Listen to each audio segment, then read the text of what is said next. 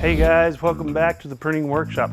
I'm Matthew and today I'm going to show you how to change a fuser on a Xerox VersaLink C7030. Alright, now on these fusers for this model, I want to make a note that these are the same fuser for the color models and the black and white models, so it is interchangeable.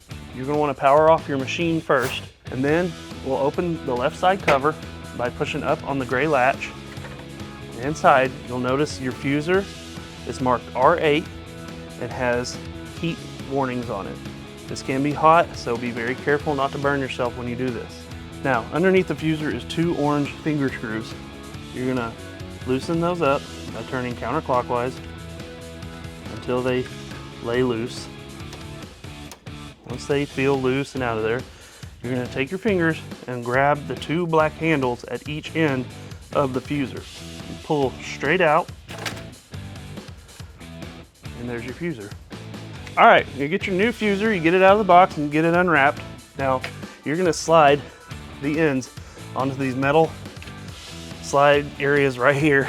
Just make sure that your A1 is up and your R8 is up in a readable position, and then you know you're going in the right way. Give it a good little push in.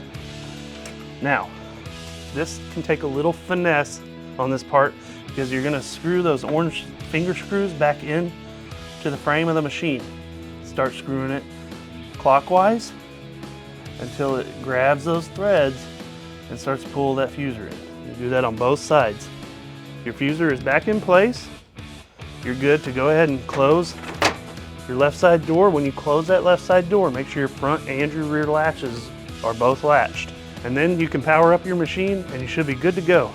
Thanks for watching these videos. If you'd like to see more videos on this same model, click right here.